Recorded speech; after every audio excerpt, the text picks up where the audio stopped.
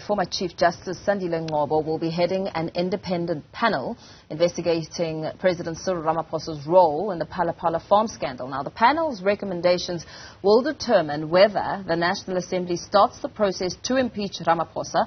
For more on this, we're joined by the DA's Chief Whip, Siviwe Gwarube, on this matter. Very good morning to you. Thank you so much for your time. This is a matter that's essentially come a long way. Even before opposition parties like yourselves were critical of the chairing by the National Assembly Speaker, Newzroom during the President's question and answer session in Parliament earlier this month. I mean, surely this must mean another victory when it comes to accountability. Yes, it does come a long way, and you will recall about in the month of June, the DA leader had also written to the Speaker of the National Assembly to request that an ad hoc committee be established to look not only into the President's alleged involvement in this Phala Phala Farm, but also to look at other state institutions that would have been involved in this alleged cover-up. And so we have noted the panel members that have been selected by the Speaker, and while we have absolutely no problems with the members of the judiciary which have been selected to form part of the panel, we are, however, concerned about one member of the panel who will form part of this inquiry. We are concerned about Professor Callan's involvement because, you see, in the National Assembly rules, it states very clearly that while you may make use of judges, academics and other respected South Africans, their independence and objectivity is of paramount importance because, of course, you can appreciate whatever the report that this panel produces is going to guide what the National Assembly does. And so going forward, when it comes to possible impeachment proceedings against the President. So we've got to make sure that the composition itself is sound. And we are concerned about the objectivity of Professor Callans while he is a respected legal academic, but we're concerned about his objectivity. He's a political commentator who's often played into the political fray and made his political views known. And we are worried that whether in practice or in perception, the panel may not be viewed entirely independent, and we are concerned that it may threaten the legitimacy of the process going forward. And so, of course, getting Section 89 inquiry established was absolutely important, but of course we've got to make sure that we do every single thing right and that we cross our T's and dot our I's at every turn. One of the other people on the panel tasked with probing this matter include Judge Thokozile Masipa, who we know drew national and international attention when she presided over convicted murderer Oscar Pistorius' trial. And Judge Masipa at the time didn't find Pistorius guilty of murder, but that was later overturned by the Supreme Court of Appeal. Are there any concerns about Judge Masipa's contribution there? Look, the reality is that when it comes to the involvement of judges, you've got to get the permission, or at least you've got to collaborate with the Chief Justice. But the reality is that judges cannot be involved in any political commentating, do not get involved into the political sphere. So they will be tasked with a very specific role, which is to look at whether or not there's prima facie evidence to institute impeachment proceedings against the President. And so we're not concerned necessarily about the members of the judiciary because we know that they are not allowed to get into the political space and cannot by the virtue of their profession. But of course, other people can, and that's why the Speaker needed to really exercise absolute due diligence when it comes to selecting members who are not part of the judiciary, because you've got to make sure that that person is deemed to be independent. And so we're not concerned about members of the judiciary, as I've said, because we know that their work precludes them from getting into the political sphere. We just do not want this matter and this process to be delegitimized, and that some political parties may, at the end of this whole process, claim that the panel was not independent enough to conduct this work. We want to make sure that whatever the findings of the independent panel are, we are all convinced that, in fact, they've reached the conclusion based on objectivity.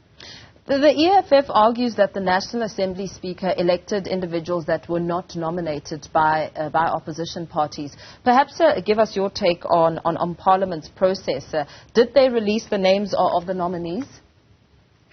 Look, I mean, no. The Speaker did indicate, that there were about 14, if I'm not mistaken, former judges that were so heavily. A lot of the political parties had nominated former judges who are, part of the judiciary. So it's not clear to us where some of all these names would have come from.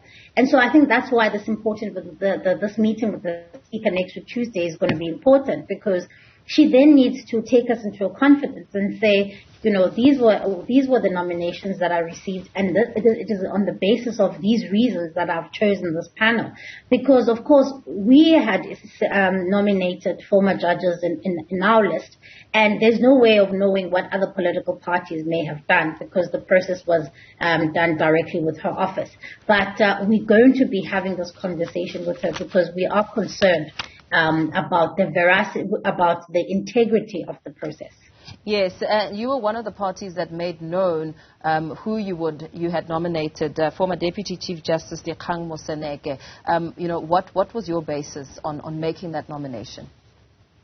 Look, I mean, it was very obvious. I mean, he is a respected legal eagle in South Africa, and we were of the view that, again, if our panel is very much members of the judiciary, and we had even hoped that if he was part of the panel that the Speaker would choose him as the chair. And we would have really had a lot of confidence, particularly in members of the judiciary, as opposed to people who have routinely, as I said, made their political views known. It's as if, you are choosing somebody who, like myself, who is a known member of the Democratic Alliance. The reality is that whether in practice or in perception, I will be objective, but the reality is that you've got to look after the perception and the integrity of the process. And so we had hoped that the Speaker would lean more towards the judiciary, and heavily to be fair, she has. 2 of the 3 are members of the judiciary, but we are very concerned about Professor Callan's inclusion here because, as I said, Mpho, we don't want this process to be challenged. We don't want this process to be compromised. Now, the panel will essentially have 30 days to report back to Mapisa Nqakula and must determine whether there are merits in this motion for Ramaphosa's removal. What are your expectations, especially with now raising your concerns? How are you hoping to ventilate that and also speak to some of your expectations on the outcome? Yes, so the rules are very specific, and the timelines is quite tight, that the panel would have to produce a report which would go to the Speaker and inevitably serve in the National Assembly with the findings of the panel. And so what we are going to be doing now is we're going to be engaging with the Speaker, with the other opposition parties and other political parties in the meeting that we are having next week Tuesday, in order for her to in effect, take us through some of the reasoning behind the composition of this panel, so that we can make sure before the panel even begins its work that there is consensus that people are, in fact, in support of the composition of the panel.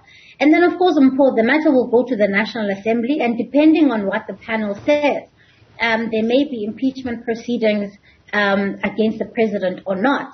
And their role there is to look at whether or not there's prima facie evidence currently against the president on whether or not, he may have contravened the law.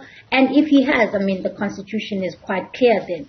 That if a sitting president breaks the law, then it has to be an impeachment in the House, and it makes it clear that there's a criteria of 3 reasonings under the contravention of the law, gross misconduct, and inability to do your work. And so all of those things are going to be considered by the panel.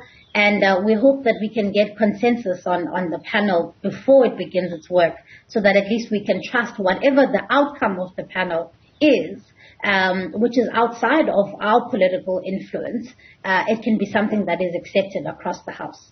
Very well. Thank you so much for your time. Siviwe Gwarube, Chief Whip of the Democratic Alliance, of course, just giving her reaction there as a party to the independent panel that is tasked with probing President Cyril Ramaphosa's Phala Phala Farm.